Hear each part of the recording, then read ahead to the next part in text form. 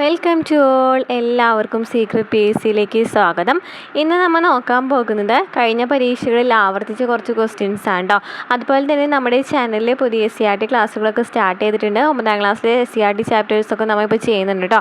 അതുപോലെ തന്നെ 5ാം ക്ലാസ്സിലും ചെയ്യുന്നുണ്ട്. 7ാം ക്ലാസ്സിൽ നമ്മൾ കംപ്ലീറ്റ് ചെയ്തിട്ടുണ്ട് കേട്ടോ.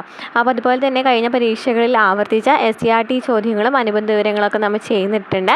അപ്പോൾ നമ്മുടെ ക്ലാസ്സുകൾ ഇഷ്ടമാണെന്നുണ്ടെങ്കിൽ സപ്പോർട്ട് ചെയ്യാം കേട്ടോ. നമുക്ക് ഇന്നത്തെ ക്ലാസ്സിലേക്ക് പോകാം. ഫസ്റ്റ് ക്വസ്റ്റ്യൻ എന്താണ്? G20 രാജ്യങ്ങളുടെ ലക്ഷ്യങ്ങളിൽ പെടാത്തത് എന്താണെന്നാണ് ഫസ്റ്റ് ക്വസ്റ്റ്യൻ.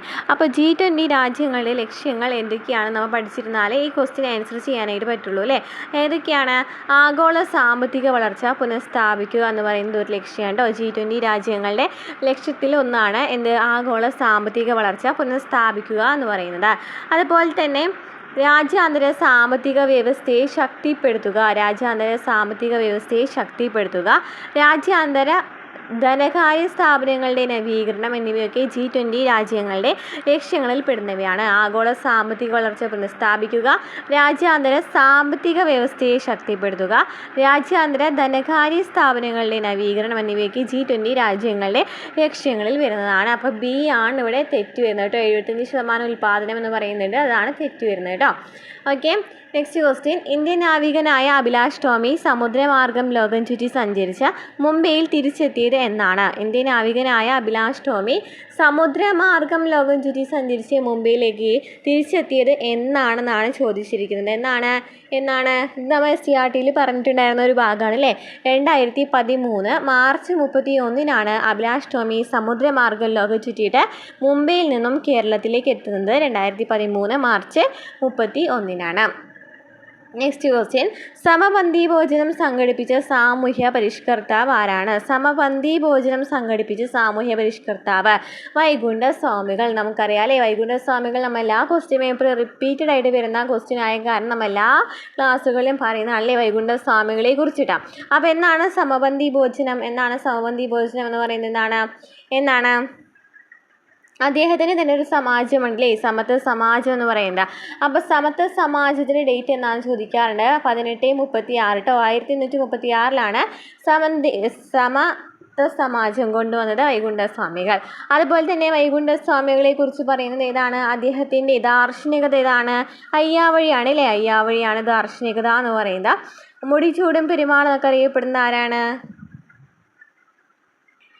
വൈകുണ്ഠ സ്വാമികളാണല്ലേ മുടി ചൂടും പെരുമാൾ എന്നൊക്കെ അറിയപ്പെടുന്നത്. പിന്നെ അദ്ദേഹം എന്തൊക്കെയാണ് നെൽത്താങ്കൽ എന്ന് പറയുന്ന ക്ഷേത്രങ്ങൾ, അതുപോലെ തന്നെ കണ്ണാടി പ്രതിഷ്ഠ ഒക്കെ നടത്തിയിട്ടുണ്ടല്ലേ വൈകുണ്ഠ സ്വാമികൾ. പിന്നെ വൈകുണ്ഠ സ്വാമികളെ കുറിച്ച് പിന്നെ എന്തൊക്കെ പറയാം? വൈകുണ്ഠ സ്വാമികളെ കുറിച്ച് നമ്മൾ ഡീറ്റെയിൽ ആയിട്ട് എല്ലാ ക്ലാസ്സുകളിലും പറയുന്നുണ്ട്. നമ്മുടെ ക്ലാസ്സുകൾ കാണുന്നവർക്ക് ഇതൊക്കെ പെട്ടെന്ന് ആൻസർ ചെയ്യാനായിട്ട് പറ്റുമെന്ന് വിചാരിക്കുന്നു. ഇങ്ങനത്തെ ക്ലാസ്സുകളൊക്കെ നമ്മൾ റിവൈസ് ചെയ്യുകയാണെന്നുണ്ടെങ്കിൽ നമുക്ക് ഇനി വരുന്ന എക്സാമുകൾ ഏത് ഭാഗത്താണ് റിപ്പീറ്റഡ് ആയിട്ട് വരുന്നതെന്നുള്ളത് ആ ഒരു ഭാഗം നമുക്ക് നന്നായിട്ട് ഇരുന്ന് പഠിക്കാനായിട്ട് പറ്റും അല്ലേ. അപ്പോൾ നമുക്ക് അടുത്ത ക്വസ്റ്റ്യനിലേക്ക് പോകാം. താഴെ പറയുന്നവയിൽ ഉഷ്ണമരുഭൂമിയിലെ ഗോത്രവർഗ്ഗങ്ങൾ ഏതെല്ലാമാണ്? ഉഷ്ണമരുഭൂമിയിലെ ഗോത്രവർഗ്ഗങ്ങളാണ് ചോദിച്ചിരിക്കുന്നത്. ഏതാണ് ഉഷ്ണമരുഭൂമിയിലെ ഗോത്രവർഗ്ഗങ്ങൾ? ഏതാണ്? ബുഷ്മൻ, അതുപോലെ തന്നെ ത്വാറക്ക്. ബുഷ്മനും ത്വാറക്കുമാണ് ഉഷ്ണമരുഭൂമിയിലെ ഗോത്രവർഗ്ഗങ്ങൾ എന്ന് പറയുന്നത്. ബുഷ്മനും ത്വാറക്കുമാണ്. ക്ലിയർ ആയല്ലോ? ഓക്കെ, 2ഉം 4 ആൻസർ വരുന്നത്. നെക്സ്റ്റ്, ബച്പൻ ബച്ചാവോ ആന്തോളൻ എന്ന സംഘടനയുമായി ബന്ധപ്പെട്ട വ്യക്തി ആരാണ്? ചോദിക്കാറുണ്ട് അല്ലേ. ബച്പൻ ബച്ചാവോ ആന്തോളൻ എന്ന് പറയുന്നത് ആരുമായിട്ട് ബന്ധപ്പെട്ടിട്ടുള്ളതാണ് എന്നാണ് ചോദിച്ചിരിക്കുന്നത്. ആരാണ്? കൈലാഷ് സത്യാർത്ഥിയുടെയാണ് ബച്പൻ ബച്ചാവോ ആന്തോളൻ. നെക്സ്റ്റ്, മീൻ വിറ്റ് പകരം നേടിയ നെൽക്കൂമ്പാരം കൊണ്ട് വീടും ഉയർന്ന തോണികളും തിരിച്ചറിയാൻ പാടില്ലാതായി. ഈ വരികൾ ഉൾക്കൊള്ളുന്ന സംഘകാല കൃതി ഏതാണെന്നാണ് ചോദിച്ചിരിക്കേണ്ടത്. ഏതാണ് സംഘകാല കൃതി? മീൻ വിറ്റ് പകരം നേടിയ നെൽക്കൂമ്പാരം കൊണ്ട് വീടും ഉയർന്ന തോണികളും തിരിച്ചറിയാൻ പാടില്ലാതായി എന്ന് പറയുന്ന സംഘകാല കൃതി ഏതാണെന്നാണ് ചോദിച്ചിരിക്കുന്നത്. ഏതാണ്? പുറനാനൂറ് കേട്ടോ. പുറനാനൂറിൽ പറയുന്ന ഒരു കൃതി, പുറനാനൂർ എന്ന സംഘകാല കൃതികളിൽ പറയുന്ന വരികളാണ് നൽകിയിരിക്കുന്നത്. നെക്സ്റ്റ്, ഉൽപാദനത്തിന് ഉപയോഗിക്കുന്നതും കാണാനും സ്പർശിക്കാനും കഴിയുന്നതുമായ മനുഷ്യനിർമ്മിത വസ്തുക്കളെ അറിയപ്പെടുന്ന പേരെന്താണ്? ഉൽപാദനത്തിന് ഉപയോഗിക്കുന്നതാണ്, അതുപോലെ തന്നെ കാണാനും സ്പർശിക്കാനും കഴിയും. അപ്പോൾ നമുക്ക് ഈ ഓപ്ഷനിൽ തന്നെ നമുക്ക് കറക്റ്റായിട്ട് എടുക്കാം അല്ലേ. ഈ ഒരു ചാപ്റ്റർ വരുന്നത് നമ്മൾ എടുത്തിട്ടുണ്ട് കേട്ടോ. മൂലധനം, ഭൂമി മൂലധനം, അതുപോലെ തന്നെ എന്താണ് തൊഴിൽ സംഘാടനം, അതിൻ്റെ പലിശ, അതുപോലെ തന്നെ പ്രതിഫലം ഏതൊക്കെയാണെന്നല്ലേ നമ്മൾ പഠിച്ചിട്ടുണ്ടായിരുന്നു. അപ്പോൾ ഇതിൽ ഏതാണ് പറയുന്നത്? സ്പർശിക്കാനൊക്കെ കഴിയുന്ന ഏതാണ്? മൂലധനമാണ് കേട്ടോ, മൂലധനമാണ്. നെക്സ്റ്റ്, 2013 സൗരയൂഥത്തിലെത്തിയ വാൽ നക്ഷത്രം ഏതാണ്? 2013 ഒടുവിൽ സൗരയൂഥത്തിലെത്തിയ വാൽ നക്ഷത്രം ഏതാണ്? വാൽ നക്ഷത്രം ഏതാണ്? എയ്സൺ ആണ് കേട്ടോ, എയ്സൺ ആണ് 2013 ഒടുവിൽ സൗരയൂഥത്തിലെത്തിയ വാൽ നക്ഷത്രം. മധ്യകാല യൂറോപ്പിൽ സ്പെയിനിൽ നിലനിന്നിരുന്ന സർവകലാശാല ഏതാണ്? മധ്യകാല യൂറോപ്പിൽ സ്പെയിനിൽ നിലനിന്നിരുന്ന സർവകലാശാല ഏതാണ്? മധ്യകാല യൂറോപ്പിൽ സ്പെയിനിൽ നിലനിന്നിരുന്ന സർവകലാശാല ഏതാണെന്നാണ് ചോദ്യം. ഏതാണ്? പാർമ കേട്ടോ, പാർമയാണ്. മധ്യകാല യൂറോപ്പിൽ സ്പെയിനിൽ നിലനിന്നിരുന്ന സർവകലാശാലയാണ് പാർമ. ചുവടെ ചേർത്തിട്ടുള്ളവയിൽ ഇന്ത്യയുടെ മാനക രേഖാംശം ഏതാണ്? ചോദിക്കാറുണ്ടല്ലേ, റിപ്പീറ്റഡായി ചോദിക്കുന്നതാണ്. മാനക രേഖാംശം ഏതാണ്? 82.5 ഡിഗ്രി കിഴക്കാണ് അല്ലേ, 82.5 ഡിഗ്രി കിഴക്കാണ് വരുന്നത്. അപ്പോൾ ഏതാണ് ഇതിൽ വരുന്നത്? 82 ഡിഗ്രി ഈസ്റ്റ് ആണ് വരുന്നത്. ഇന്ത്യയിൽ കൂടി കടന്നു പോകുന്ന പ്രധാനപ്പെട്ട അക്ഷാംശ രേഖ, അതും ചോദിച്ചു കണ്ടിട്ടുണ്ടല്ലേ. അക്ഷാംശ രേഖകളൊക്കെ പഠിച്ചിരിക്കണം. അപ്പോൾ പ്രധാനപ്പെട്ട അക്ഷാംശ രേഖ ഇതിൽ ഏതാണെന്നാണ് ചോദിച്ചിരിക്കുന്നത്. 23.5 ഡിഗ്രി നോർത്താണ്. 23.5 ഡിഗ്രി നോർത്താണ് ഇന്ത്യയിൽ കൂടി കടന്നു പോകുന്ന പ്രധാനപ്പെട്ട അക്ഷാംശ രേഖ എന്ന് പറയുന്നത്. 23.5 ഡിഗ്രി നോർത്താണ്. നെക്സ്റ്റ്, ഇന്ത്യയുടെ അക്ഷാംശീയ രേഖാംശീയ വ്യാപ്തി ഏകദേശം എത്ര കോണീയ അളവിലാണ്? എത്ര കോണീയ അളവിലാണ് അക്ഷാംശ രേഖാംശീയ വ്യാപ്തി എന്ന് പറയുന്നത്? എത്ര കോണളവിലാണ്? 30 ഡിഗ്രി കേട്ടോ, 30 ഡിഗ്രി കോണളവിലാണ്. നമ്മൾ ആ ഒരു ചാപ്റ്ററൊക്കെ ഡീറ്റെയിൽ ആയിട്ട് എടുത്തിട്ടുണ്ടായിരുന്നു കേട്ടോ. നെക്സ്റ്റ്, ഹിമാനിയുടെ കനമേറിയ ഒരു നിക്ഷേപണ ഭൂരൂപം ഇതിലേതാണ്? ഹിമാനിയുടെ കനമേറിയ ഒരു നിക്ഷേപണ ഭൂരൂപം ഇതിലേതാണെന്നാണ് ചോദിച്ചിരിക്കുന്നത്. കരേവിയാണ് കേട്ടോ, കരേവിയാണ് ഹിമാനിയുടെ കനമേറിയ നിക്ഷേപണ ഭൂരൂപം എന്ന് പറയുന്നത്. കൃഷി അധിഷ്ഠിത വ്യവസായം ഇതിലേതാണ്? കൃഷി അധിഷ്ഠിത വ്യവസായം എന്ന് പറയുന്നത് ഇതിലേതാണ്? പഞ്ചസാര വ്യവസായം. പഞ്ചസാര വ്യവസായമാണ് കൃഷി അധിഷ്ഠിത വ്യവസായം എന്ന് പറയുന്നത്. നെക്സ്റ്റ്, ഇന്ത്യയിലെ ആദ്യത്തെ തുറമുഖാധിഷ്ഠിത ഉരുക്കുശാല സ്ഥാപിതമായ പ്രദേശം ഏതാണ്? ഇന്ത്യയിലെ തന്നെ ആദ്യത്തെ തുറമുഖാധിഷ്ഠിത ഉരുക്കുശാല സ്ഥാപിതമായ പ്രദേശമാണ് ചോദിച്ചിരിക്കുന്നത്. ഏതാണ്? വിശാഖപട്ടണം. വിശാഖപട്ടണമാണ് ഇന്ത്യയിലെ ആദ്യത്തെ തുറമുഖാധിഷ്ഠിത ഉരുക്കുശാല സ്ഥാപിതമായ പ്രദേശം. Next question, Himachal Pradesh Tibet പ്രദേശങ്ങളെ തമ്മിൽ ബന്ധിപ്പിക്കുന്ന ചുരം ഏതാണ്? ഹിമാചൽ പ്രദേശ് ടിബറ്റ് പ്രദേശങ്ങളെ തമ്മിൽ ബന്ധിപ്പിക്കുന്ന ചുരം ഏതാണ്? ഹിമാചൽ പ്രദേശിനെയും ടിബറ്റിനെയും ബന്ധിപ്പിക്കുന്ന ഷിപ്കില ചുരം. ഷിപ്കില ചുരമാണ് ഹിമാചൽ പ്രദേശിനെയും ടിബറ്റ് പ്രദേശങ്ങളെയും തമ്മിൽ ബന്ധിപ്പിക്കുന്ന ചുരം. നെക്സ്റ്റ്, ഒരു പാരമ്പര്യ ഊർജ്ജ സ്രോതസ് ഏതാണ്? ഇത് പഠിച്ചു വയ്ക്കാതെ എപ്പോഴും ചോദിക്കാറുണ്ട്. ഒരു പാരമ്പര്യ ഊർജ്ജ സ്രോതസ് ഈ തന്നിരിക്കുന്നതിൽ ഏതാണെന്നാണ് ക്വസ്റ്റ്യൻ. ഏതാണ് പാരമ്പര്യ ഊർജ്ജ സ്രോതസ്? കൽക്കരിയാണ് കേട്ടോ, കൽക്കരിയാണ് പാരമ്പര്യ ഊർജ്ജ സ്രോതസ്. നെക്സ്റ്റ്, ഇന്ത്യയിൽ ഗ്രാമീണ റോഡുമായി ബന്ധപ്പെട്ട പ്രസ്താവനയിൽ ശരിയായ വസ്തുത ഏതാണ്? ഗ്രാമീണ റോഡുമായിട്ടാണ് ചോദിച്ചിരിക്കുന്നത്. അപ്പോൾ ഇത് നമുക്ക് വായിച്ചാൽ തന്നെ അറിയാവുന്ന കാര്യമാണ് അല്ലേ. നോക്കിയേ, ഇതിലേതാണ് ശരിയായ വസ്തുതകൾ എന്നാണ് ചോദിച്ചിരിക്കുന്നത്. ഏതൊക്കെയാണ് ശരിയായ വസ്തുതകൾ? ഗ്രാമങ്ങളിലെ ആഭ്യന്തര സഞ്ചാരം ഉറപ്പാക്കുന്നു. ശരിയാണല്ലേ. ഗ്രാമീണ റോഡ് എന്ന് പറയുന്നത് ഗ്രാമങ്ങളിലെ ആഭ്യന്തര സഞ്ചാരമാണ് ഉറപ്പാക്കുന്നത്. ഈ റോഡുകളുടെ നിർമ്മാണവും പരിപാലനവും തദ്ദേശ സ്വയംഭരണ സ്ഥാപനങ്ങളാണ് നിർവഹിക്കുന്നത്. ശരിയാണല്ലേ. തദ്ദേശ സ്വയംഭരണ സ്ഥാപനങ്ങളാണ് ഈ റോഡുകളുടെ നിർമ്മാണവും പരിപാലനമൊക്കെ നടത്തുന്നത്. സംസ്ഥാന തലസ്ഥാനങ്ങളെ ജില്ലാ ആസ്ഥാനങ്ങളുമായി ബന്ധിപ്പിക്കുന്നത് തെറ്റാണല്ലേ. നമുക്കറിയാം എന്ന് പറയുന്നത് ഗ്രാമീണ റോഡുകളുമായിട്ടും ജില്ലകളുമായിട്ടാണ് ബന്ധിപ്പിക്കുന്നത്, ഗ്രാമീണ റോഡുകളായിട്ട്. അപ്പോൾ ഇതെന്ന് പറയുന്നത് സംസ്ഥാന തലസ്ഥാനങ്ങളും ജില്ലാ ആസ്ഥാനങ്ങളുമായിട്ടൊന്നും ബന്ധിപ്പിക്കുന്നില്ല. അപ്പോൾ ഇത് ശരി വരുന്ന ഏതാണ്? 1, 2 ആണല്ലേ. 1, 2 സി ആണ് റെഡി. 1, 2 മാത്രം. നെക്സ്റ്റ്, ഏത് വർഷമാണ് ഇന്ത്യയിൽ ഉൾനാടൻ ജലഗതാഗത അതോറിറ്റി രൂപം കൊണ്ടത്? ഉൾനാടൻ ജലഗതാഗത അതോറിറ്റി രൂപം കൊണ്ട വർഷം ഏതാണ്? 1986 ഉൾനാടൻ ജലഗതാഗത അതോറിറ്റി രൂപം കൊണ്ടത്. സ്ത്രീകളുടെ ഉന്നമനത്തിനായിട്ട് ആര്യ മഹിളാ സഭ സ്ഥാപിച്ച സാമൂഹ്യ പരിഷ്കർത്താവ് ആരാണ്? ആര്യ മഹിളാ സഭ സ്ഥാപിച്ച സാമൂഹ്യ പരിഷ്കർത്താവ് ആരാണ്? രമാബായി ആണല്ലേ, രമാബായിയാണ്. തുണിമിൽ തൊഴിലാളികളുടെ വേതന വർധനവിന് വേണ്ടി ഗാന്ധിജി നടത്തിയ സത്യാഗ്രഹ സമരം ഏതാണ്? ഗാന്ധിജി നടത്തിയ സത്യാഗ്രഹ സമരങ്ങളൊക്കെ നമ്മൾ ഡീറ്റെയിൽ ആയിട്ട് നമ്മൾ ഒരു SCRT പാഠഭാഗം എന്ന് പറഞ്ഞിട്ട് കുറേ ക്വസ്റ്റ്യൻസിന് ആൻസർ അതിൽ നിന്ന് വരുന്ന ഒരു ഭാഗമാണ്. അത് നമ്മൾ ചെയ്തിട്ടുണ്ട് കേട്ടോ. ആ ക്ലാസ്സുകൾ കാണാതിരുന്നെങ്കിൽ പോയി കാണാം. കാരണം അതിൽ നിന്ന് കുറേ ക്വസ്റ്റ്യൻസ് വരുന്നുണ്ട്. നോക്കാട്ടെ. അപ്പോൾ തുണിമിൽ തൊഴിലാളികളുടെ വേതനം വർധനവിന് വേണ്ടി നടത്തിയ സത്യാഗ്രഹ സമരം ഇതിൽ ഏതാണെന്നാണ് ചോദിച്ചിരിക്കുന്നത്. ക്വസ്റ്റ്യൻ ഏതാണ് അഹമ്മദാബാദ് സത്യാഗ്രഹമാണ്. തുണിമിൽ തൊഴിലാളികളുടെ വേതന വർധനവിന് വേണ്ടി നടത്തിയത് അഹമ്മദാബാദ് സത്യാഗ്രഹമാണ്. ഓക്കെ. നെക്സ്റ്റ്, ഗാന്ധിജി കൈസർ എ ഹിന്ദ് ബഹുമതി ബ്രിട്ടീഷ് ഗവൺമെൻറ്റിനെതിരെ നൽകിയത് ഏത് സംഭവത്തിൽ പ്രതിഷേധിച്ചിട്ടാണ്? ഇതൊക്കെ ആ ഒരു ചാപ്റ്ററിൽ പറയുന്ന ക്വസ്റ്റ്യൻസ് ആണ് കേട്ടോ.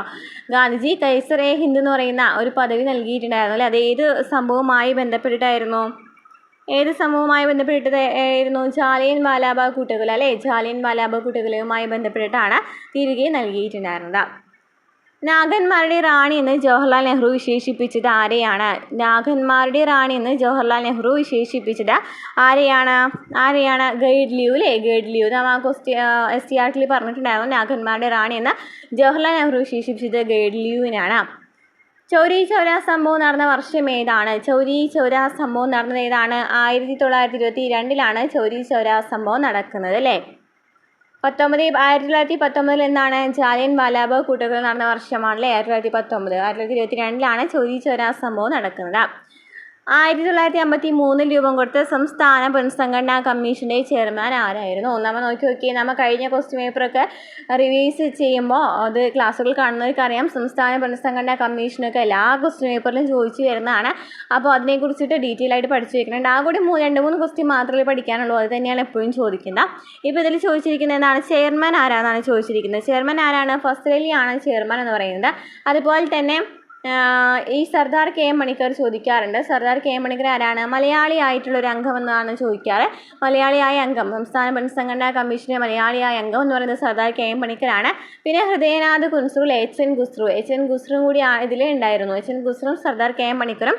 ഫസൽ അലിയാണ് സംസ്ഥാന പുനഃസംഘടനാ കമ്മീഷനിൽ ഉണ്ടായിരുന്നത്. ഇതിൽ ചെയർമാൻ എന്ന് പറയുന്നത് ആരാണ്?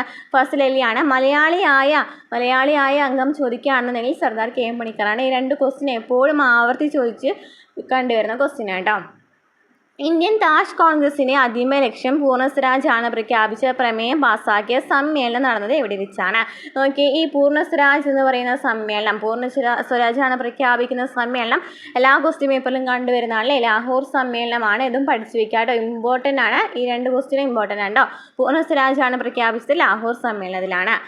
1940 ആരംഭിച്ച വ്യക്തി സത്യാഗ്രഹത്തിനു വേണ്ടി ഗാന്ധിജി ആദ്യം തിരഞ്ഞെടുത്തത് ആരെയായിരുന്നു? 1940 അദ്ദേഹം വ്യക്തി സത്യാഗ്രഹം നടത്തുന്നത്. അതിനുവേണ്ടി ആദ്യം തിരഞ്ഞെടുത്തത് ആരെയായിരുന്നു? വിനോബ ഭാവേനെ അല്ലേ? വിനോബ ഭാവേനെയായിരുന്നു ആദ്യമായിട്ട് തിരഞ്ഞെടുത്തത്. വിനോബ ഭാവേനെയായിരുന്നു. നെക്സ്റ്റ് ക്വസ്റ്റ്യൻ, ക്വിറ്റ് ഇന്ത്യ സമര നായിക എന്നറിയപ്പെടുന്ന ധീരവനിത ആരാണ്? അരുണ അസഫ് അലി ആണല്ലേ? അരുണ അസഫ് അലിയാണ് ധീരവനിത എന്ന് പറയുന്നത്. എന്നാൽ ക്വിറ്റ് ഇന്ത്യ സമര നായകൻ എന്നറിയപ്പെടുന്ന ആരാണ്? ജയപ്രകാശ് നാരായണനെയാണ് ക്വിറ്റ് ഇന്ത്യ സമര നായകൻ എന്നറിയപ്പെടുന്നത്. നായിക എന്ന് പറയുന്നത് അരുണ അസഫ് അലിനെയാണ്. ഇന്ത്യൻ നവോത്ഥാനത്തിൻ്റെ പിതാവ് എന്നറിയപ്പെടുന്ന സാമൂഹ്യ പരിഷ്കർത്താവ് റിപ്പീറ്റഡ് ആണോ? ഇന്ത്യൻ നവോത്ഥാനത്തിൻ്റെ പിതാവ് എന്നറിയപ്പെടുന്ന ആരാണ്? രാജാറാം മോഹൻ റോയ് ആണ്. രാജാറാം മോഹൻ റോയ്. 1924 ഒളിമ്പിക്സിൽ പങ്കെടുത്ത മലയാളി ആരാണ്? 1924 ഒളിമ്പിക്സിൽ പങ്കെടുത്ത മലയാളി ആരാണ്? 1924 ഒളിമ്പിക്സിൽ പങ്കെടുത്ത മലയാളിയാണ് ചോദിച്ചിരിക്കുന്നത്. CK ലക്ഷ്മണനാണോ? 1924 ഒളിമ്പിക്സിൽ പങ്കെടുത്ത മലയാളി CK ലക്ഷ്മണനാണ്. നെക്സ്റ്റ് ക്വസ്റ്റ്യൻ, കേരളത്തിൻ്റെ വിസ്തൃതി എത്രയാണ്? 38,863 ചതുരശ്ര കിലോമീറ്റർ ആണ്. 38,863 ചതുരശ്ര കിലോമീറ്റർ ആണ് കേരളത്തിൻ്റെ വിസ്തൃതി എന്ന് പറയുന്നത്. നെക്സ്റ്റ് ക്വസ്റ്റ്യൻ, കിഴക്കിൻ്റെ വെനീസ് എന്നറിയപ്പെടുന്ന ജില്ല ഏതാണ്? ആലപ്പുഴയാണല്ലേ കിഴക്കിൻ്റെ വെനീസ് എന്നറിയപ്പെടുന്നത്. ആലപ്പുഴ തന്നെയാണ് കിഴക്കിൻ്റെ വെനീസ് എന്ന് അറിയപ്പെടുന്നത്. കേരളത്തിലെ ഏറ്റവും അധികം വനമേഖലയുള്ള ജില്ല ഏതാണ് ചോദിക്കാറുണ്ട്. ഏറ്റവും അധികം വനമേഖലയുള്ള ജില്ല ഏതാണ്? ഇടുക്കിയാണല്ലേ? ഇടുക്കിയിലാണ് ഏറ്റവും കൂടുതൽ വനമേഖലയുള്ളത്. കേരളത്തിലെ ഏറ്റവും വലിയ കായലായ വേമ്പനാട്ട് കായൽ ഏതെല്ലാം ജില്ലകളിലാണ് വ്യാപിച്ചു കിടക്കുന്നത്? വേമ്പനാട്ട് കായലാണ് ഏറ്റവും വലിയ കായൽ. ഒക്കെ ജില്ലയിലാണ് വ്യാപിച്ചു കിടക്കുന്നതെന്നാണ് ചോദിച്ചിരിക്കുന്നത്. ആലപ്പുഴ, കോട്ടയം, എറണാകുളത്താണ് വേമ്പനാട്ട് കായൽ വ്യാപിച്ചു കിടക്കുന്നത്. ആലപ്പുഴ, കോട്ടയം, എറണാകുളത്താണ്. നെക്സ്റ്റ് ക്വസ്റ്റ്യൻ, കേരളത്തിലെ ഏറ്റവും ഉയർന്ന കൊടുമുടിയായ ആനമുടിയുടെ ഉയരം എത്രയാണ്? കേരളത്തിലെ ഏറ്റവും ഉയർന്ന കൊടുമുടി ഏതാണ്? ആനമുടിയാണ്. അപ്പോൾ ആനമുടിയുടെ ഉയരം എത്രയാണ്? 26.95 മീറ്ററിൽ. ഏത് ഇമ്പോർട്ടൻ്റ് ആണ്? 26.95 മീറ്ററാണ് ആനമുടിയുടെ ഉയരം എന്ന് പറയുന്നത്. കേരളത്തിൽ എത്ര പട്ടികജാതി സംവരണ നിയോജക മണ്ഡലങ്ങളുണ്ട്? പട്ടികജാതി സംവരണ നിയോജക മണ്ഡലങ്ങൾ കേരളത്തിൽ എത്രയാണ്? പട്ടികജാതിയാണ് ചോദിച്ചിരിക്കുന്നത്. പട്ടികജാതി എത്രയാണ്? 14. 14 പട്ടികജാതി സംവരണ നിയോജക മണ്ഡലങ്ങളാണ് ഉള്ളത്. 2 എണ്ണമാണല്ലേ പട്ടികവർഗം ചോദിക്കുകയാണെങ്കിൽ 2 എണ്ണമാണ്, മാനന്തവാടിയും സുൽത്താൻ ബത്തേരിയും. നെക്സ്റ്റ്, കേരള സംസ്ഥാന ജൈവവൈവിധ്യ ബോർഡ് രൂപീകൃതമായത് ഏത് വർഷമാണ്? കേരള സംസ്ഥാന ജൈവവൈവിധ്യ ബോർഡ് രൂപീകൃതമായത് ഏത് വർഷമാണ്? 2005-ലാണ്. 2005-ലാണ് രൂപീകൃതമായത്. നെക്സ്റ്റ് ക്വസ്റ്റ്യൻ, കേരളത്തിൽ ഏറ്റവും കൂടുതൽ മഴ കിട്ടുന്ന മൺസൂൺ കാലം ഏതാണ്? ഇമ്പോർട്ടൻ്റ് ആണോ? നമുക്കറിയാവുന്ന കാര്യമാണ്, കൂടുതലായിട്ട് ചോദിക്കാറ് ഇന്ത്യയിൽ ഏറ്റവും കൂടുതൽ മഴ ലഭിക്കുന്ന മൺസൂൺ കാലം തെക്ക് പടിഞ്ഞാറ് മൺസൂൺ ആണ് എന്നുള്ള ഒരു ക്വസ്റ്റ്യൻ എപ്പോഴും ചോദിക്കുന്ന ഒരു ക്വസ്റ്റ്യൻ ആണ്. ഇപ്പോൾ കേരളത്തിലാണ് ചോദിച്ചിരിക്കുന്നത്. കേരളത്തിൽ ഏറ്റവും മഴ കിട്ടുന്ന മൺസൂൺ കാലം ഏതാണ്? June to September. കേരള നിയമസഭ കേരള പഞ്ചായത്തി രാജ് നിയമം പാസ്സാക്കിയ വർഷം ഏതാണ്? കേരള പഞ്ചായത്തി രാജ് നിയമം പാസ്സാക്കിയ വർഷം ഏതാണെന്നാണ് ചോദിച്ചിരിക്കുന്നത്. ഏതാണ്? 1994-ലാണ് കേരള പഞ്ചായത്തി രാജ് നിയമം വന്നത് 1994-ലാണ്. നെക്സ്റ്റ് ക്വസ്റ്റ്യൻ, 1.25 കോടി മലയാളികൾ എന്ന ഗ്രന്ഥത്തിൻ്റെ രചയിതാവിനെ കണ്ടെത്തുക. 1.25 കോടി മലയാളികൾ എപ്പോഴും ചോദിക്കാറുണ്ട് കേട്ടോ, ഇമ്പോർട്ടൻ്റ് ആണ്. ആരാണ്? EMS ആണല്ലേ, EMS നമ്പൂതിരിപ്പാടാണ്. നെക്സ്റ്റ്, 1921 അഖില കേരള അടിസ്ഥാനത്തിലുള്ള പ്രഥമ രാഷ്ട്രീയ സമ്മേളനം നടന്നത് എവിടെയാണ്? ആദ്യത്തെ രാഷ്ട്രീയ സമ്മേളനം നടന്നത് എവിടെയായിരുന്നു? ഒറ്റപ്പാലത്താണ്. 1921 ആദ്യത്തെ പ്രഥമ രാഷ്ട്രീയ സമ്മേളനം നടക്കുന്നത്. അഖില കേരള അടിസ്ഥാനത്തിലുള്ളത് ഒറ്റപ്പാലത്താണ് നടന്നത്. നെക്സ്റ്റ്, ബ്രിട്ടീഷ് ഭരണത്തോടുള്ള എതിർപ്പ് വൻ നീച്ച ഭരണം എന്ന പ്രയോഗത്തിലൂടെ പ്രകടിപ്പിച്ച സാമൂഹ്യ പരിഷ്കർത്താവ് ആരാണ്? വൻ നീച്ച ഭരണം എന്ന് ആരാണ് വിളിച്ചതെന്നാണ് ചോദിച്ചിരിക്കുന്നത്. നമ്മൾ നേരത്തെ പറഞ്ഞതിൽ വിട്ടുപോയൊരു സംഭവം കേട്ടോ, വൈകുണ്ഠ സ്വാമികളാണ് വെണ്ണീച്ച ഭരണം എന്ന ബ്രിട്ടീഷുകാരുടെ ഭരണത്തെ വിളിച്ചിട്ടുണ്ടായിരുന്നത്. നെക്സ്റ്റ്, ഋതുമതി എന്ന നാടകത്തിൻ്റെ രചയിതാവ് ആരാണ്? ഋതുമതി എന്ന നാടകത്തിൻ്റെ രചയിതാവ് ആരാണ്? ഋതുമതി എന്ന നാടകത്തിൻ്റെ രചയിതാവ് ആരാണ്? പ്രേംജിയാണ് രചയിതാവ്. നെക്സ്റ്റ്, തിരുവിതാംകൂർക്ക് എന്ന ആശയത്തോടുകൂടി ശ്രീമൂലം തിരുനാളിന് സമർപ്പിക്കപ്പെട്ട നിവേദനം ഏതായിരുന്നു? തിരുവിതാംകൂർക്ക് എന്ന ആശയത്തോടുകൂടി ശ്രീമൂലം തിരുനാളിന് സമർപ്പിക്കപ്പെട്ട നിവേദനം ഏതായിരുന്നു നിവേദനം? മലയാളി മെമ്മോറിയലാണ് കേട്ടോ, മലയാളി മെമ്മോറിയലാണ്. തിരുവിതാംകൂർക്ക് എന്ന ആശയത്തോടുകൂടി ശ്രീമൂലം തിരുനാളിന് സമർപ്പിക്കപ്പെട്ട നിവേദനം ഏതാണ്? മലയാളി മെമ്മോറിയലാണ്. അപ്പോൾ ഇത്രയാണ് ഇന്നത്തെ ക്ലാസ്സിൽ ഞാൻ ഉൾപ്പെടുത്തിയിരിക്കുന്നത്. നമ്മുടെ ക്ലാസ് ഇഷ്ടമാവുകയാണെങ്കിൽ എനിക്ക് സപ്പോർട്ട് ചെയ്യാം. ഇനി ബാക്കി ക്വസ്റ്റ്യൻസ് ഇനിയും കുറച്ച് ചോദ്യങ്ങളുണ്ട് കേട്ടോ, അത് നമുക്ക് അടുത്ത ക്ലാസ്സിൽ ഡിസ്കസ് ചെയ്യാം. അപ്പം അടുത്ത ക്ലാസ്സായിട്ട് വീണ്ടും കാണാം.